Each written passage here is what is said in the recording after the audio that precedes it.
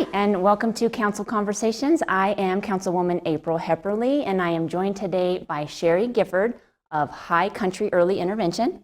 Welcome, Sherry. Thank you so much for joining me. And we are going to talk about the Little Learners Program, which I'm just super excited to have you share with everyone in Prescott Valley because it's such a great program and not enough people know about it. So tell us a little bit about yourself and the program. Okay. Thank you very much for inviting me. Yes, the Little Learners Program is a free county-wide home visiting program available to any family who resides in Yavapai County who has a child under the age of 6 who's not yet started kindergarten. And there is some concern about any area of development for the child. It is free because it is funded through First Things First, a state agency that was voted into being by the voters in Arizona in 2006. And if you have any more questions about that, we actually have a whole other council conversations on First Things First as well. So Okay. thank you Yes. for So it is free, and the whole purpose is related to school readiness.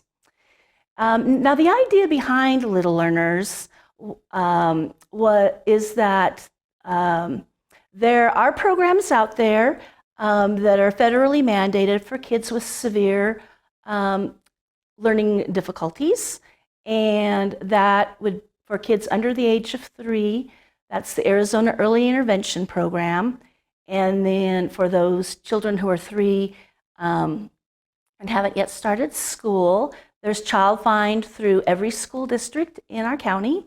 And so our program was designed to be part of the continuum. So if they're having difficulties, but they did not qualify for the Arizona Early Intervention Program or for the school district, they would automatically qualify for us. So parents aren't left frustrated because they've gone through a process. They know there's difficulties. The professionals they've talked to said, yeah, there are some, but your child just doesn't quite qualify for our program. Okay, so you're kind of like that bridge to help. Yes. Yeah. So you don't want anyone to get left behind, even if it's just if they're a little bit behind, a little bit of difficulties. We still want to catch that in the first 5 years. Yes. Now those programs and also pediatricians. When they're looking at development, if they're using a formalized tool, it's a developmental screening. For us, we will go ahead and do a developmental assessment, which is like a higher level of really looking at the building block skills that you need at your child's particular age for their development. So we can really kind of tease out where strengths are and where difficulties are. And then we provide home visits as often as weekly or as little as once a month. We go into families' homes because kids learn best when they are in an environment they feel comfortable in and they're with their most trusted adults in their life. And we bring items so that the kids feel it's like they're playing, and because that's how they learn best is through playing. And so before we get a little bit more into what the home visitation looks like, if somebody is watching this right now and thinking, this is exactly what I need, I really feel like my kid needs just a little boost, a little help, what's the best way to get in touch with you? To call me at High Country Early Intervention, and our number is 928-776-9285. And we can do a couple things. You'll get me. We can talk. We can come out to your home, or if you want, we can do it at the office. But usually we just do it in a family's home because the child feels more comfortable there. We'll do the developmental assessment there. If families aren't interested in that particular idea. We also have an online developmental screening tool that they can do at home. 24 hours a day, you just use it on your device that's connected with the internet. So if they're thinking there might be something there, but they're not quite ready to take that step to talk to a real person, they can go on the website. Is that where it is? Yes. www.h as in high, E as in early, I as in intervention, P as in program.org. And it's 30 questions, and you just list skills, and you just put down, you click on, yes, they can do that, sometimes they do that, or not yet. And when they press submit, they will automatically get an activity sheet that talks about simple around the home types of things you can do to support your child's development. The second thing they get, though, is a call from me.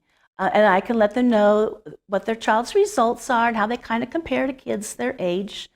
And then just have a conversation about any concerns they have. And I let them know about the different free services that are available throughout our county, because there are a number of early childhood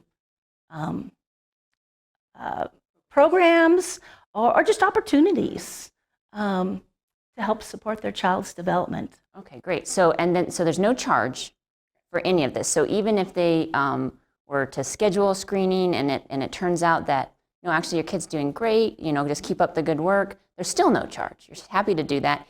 And you could get them in contact with some other programs that might help, even though this program's not suited for them, you could still kind of get lined up with other kids their age, other parents, other programs, and keep that interaction going. Yes. Great. Okay, so now what does a home visitation look like? So they are in the program and they're getting those home visits. How often does that happen? How long does each one take? And then what does it entail? Okay, so like I was saying earlier, it can be as often as weekly or as little as once a month. They last an hour. We have very down-to-earth, easygoing staff with a background in early childhood and development, and they bring items that are specifically chosen based upon that child's interests and strengths and difficulties, and what the parent really wants to work on. And so usually it's sitting on the floor, playing with these items in a particular way, but fostering that parent-child interaction, making it be a fun type of thing. We will never bring flashcards.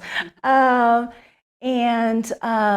a big piece of it is talking with the parent about, okay, so we're working on this particular little building block skill. And what ideas do you have in terms of how this particular skill could fit into what you all do as a family throughout the week, so that these skills can be practiced? So it's not just like a one-time. So you're creating continuing opportunity for interaction between the parents and the child, or the caregivers and the child. So it's not just about someone coming into the home and babysitting for an hour and whatnot. It's all about what tools do you need as a family to keep the child on a good track for future. Perfect. And then of course it's also not about judging.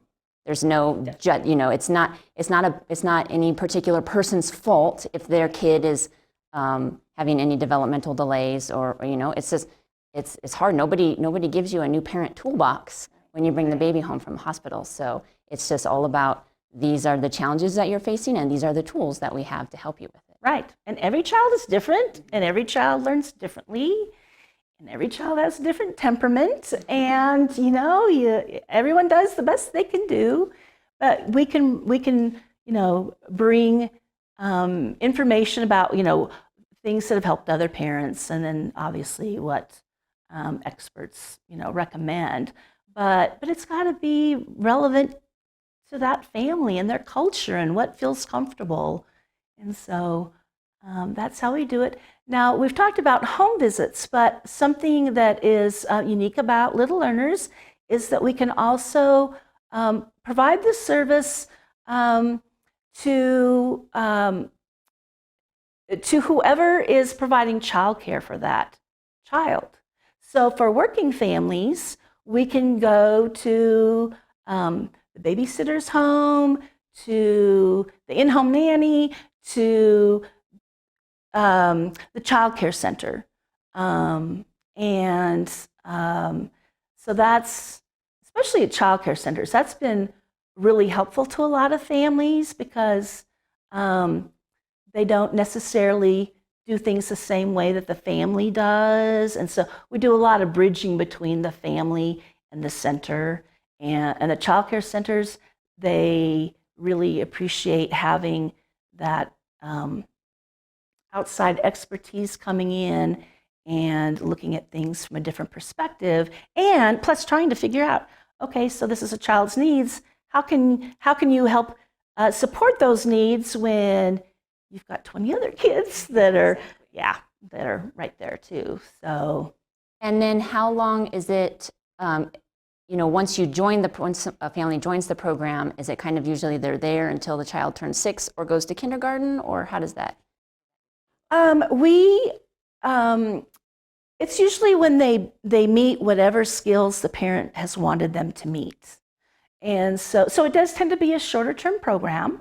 And we, on a quarterly basis, we do developmental screenings, so we really keep up with, where they should be for their particular age. And